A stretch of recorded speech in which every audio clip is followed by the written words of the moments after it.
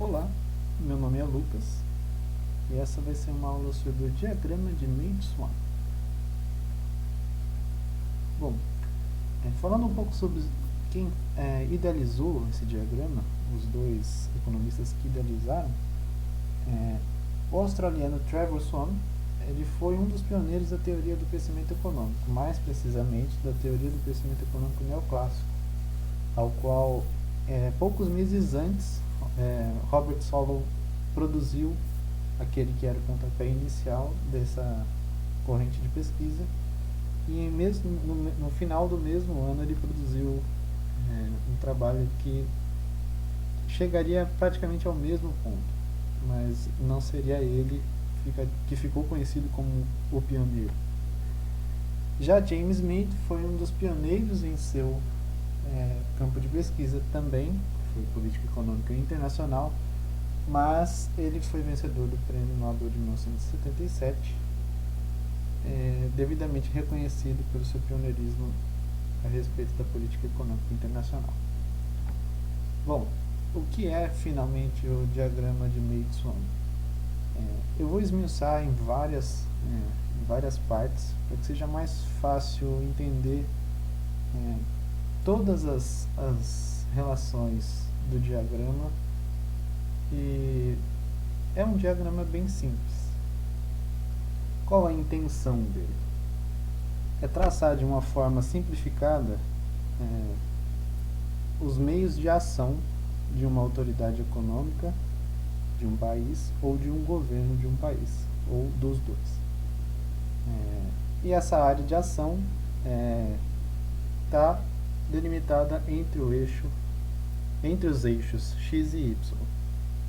Portanto, as áreas de ação é aumento ou diminuição de despesas domésticas e apreciação ou depreciação da taxa de câmbio. E as despesas domésticas descritas aqui embaixo correspondem àquela parte retirando as exportações e importações da conta do PIB, que é consumo mais investimento mais gastos do governo. Bom, a primeira reta do diagrama é, como o Paul Krugman descreve no livro dele, a reta XX, que significa a conta corrente em seu valor meta. E durante todos os pontos dessa reta, significa que a economia se encontra dentro da meta de conta corrente estabelecida. É simples assim. Já a segunda reta, a reta descrita pelo Krugman como II, representa o equilíbrio interno da economia, onde Y, que é a produção da economia, está sob o nível de pleno emprego.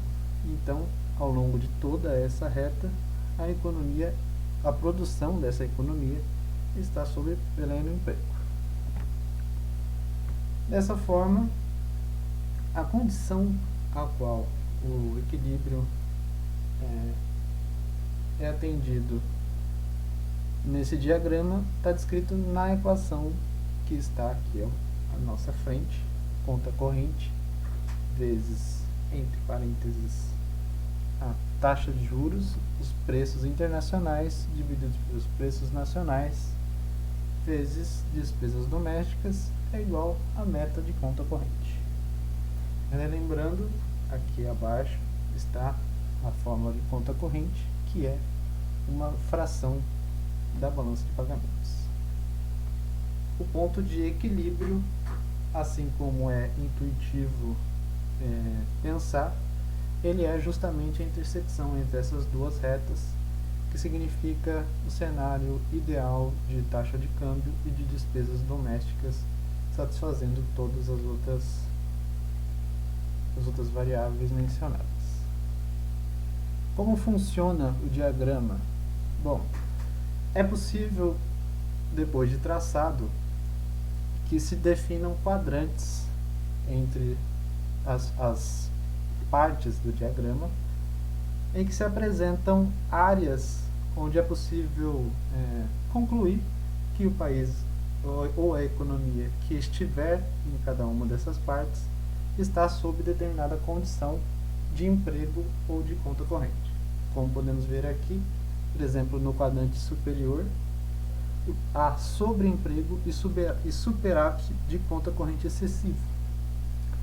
E assim como os outros, é possível verificar as relações entre um quadrante e outro. Ao lado direito, sobreemprego e déficit; ao lado inferior, subemprego e déficit de conta corrente; ao lado esquerdo, subemprego e superávit de conta corrente. Vamos lá, vamos dar um exemplo mais profundo para fixar o que falamos agora.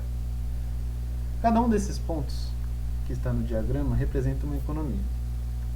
O ponto vermelho representa uma economia, o roxo, o verde e o amarelo é outra economia. O que a posição de cada um deles representa e quais seriam as medidas necessárias para direcioná-las ao ponto de equilíbrio e como essas medidas podem ser executadas.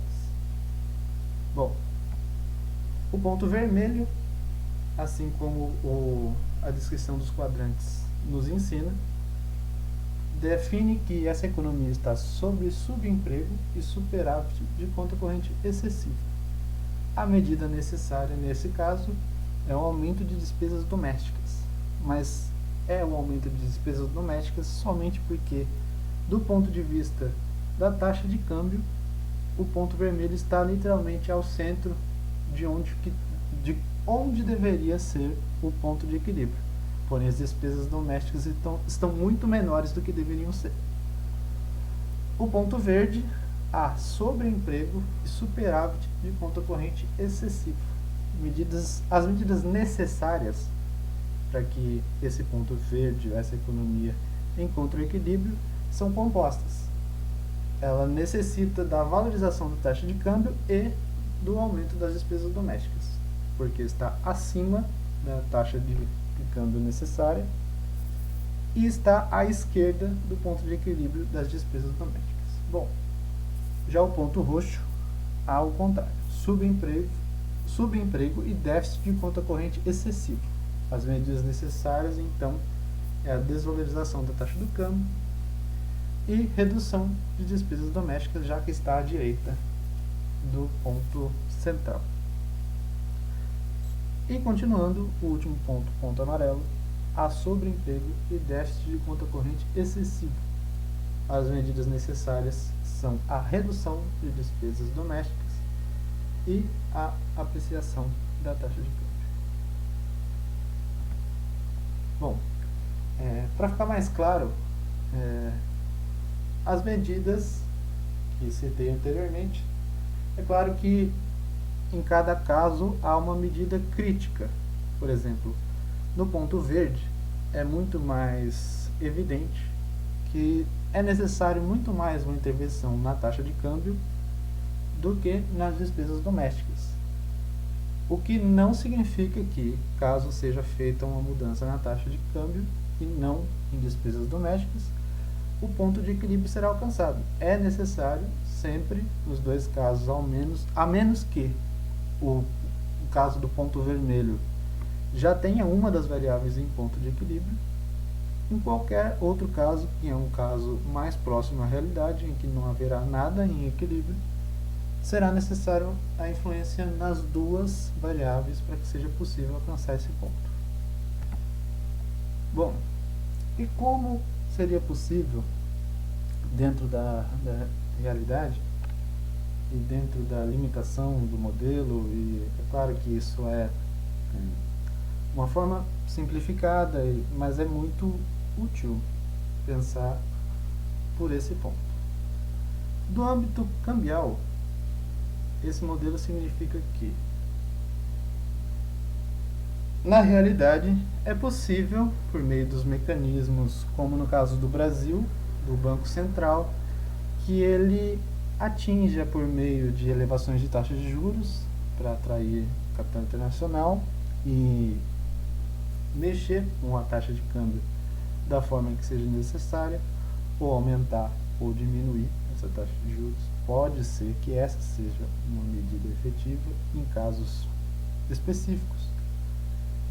Assim como em movimentos artificiais, como a gente costuma ver em economias de câmbio flexível, em que é possível algum certo nível de ajuste para que seja encontrado um nível de câmbio artificial mais próximo do necessário. Mas isso não quer dizer que as nações realmente busquem esse ponto de equilíbrio, é mais uma medida é, lúdica. Assim. No âmbito referente às despesas domésticas, aí o leque de possibilidades é ainda maior, porque tanto para o ganho ou para a redução das despesas domésticas, há muitas variáveis que podem compor esse ganho ou perda de despesas, já que elas compõem tanto o consumo quanto o investimento, quanto os gastos do governo. Então, um ajuste fiscal, como um aumento de impostos para reduzir o consumo, ou um tipo de benefício ou de subsídio para o consumo, para aumentar essas despesas. Enfim, a grosso modo o modelo é simplificado, com certeza, mas é de extrema importância compreender a relação entre o equilíbrio interno e externo e essas duas variáveis muito importantes, que são a taxa de câmbio e as despesas domésticas. Bom, por hoje é só isso.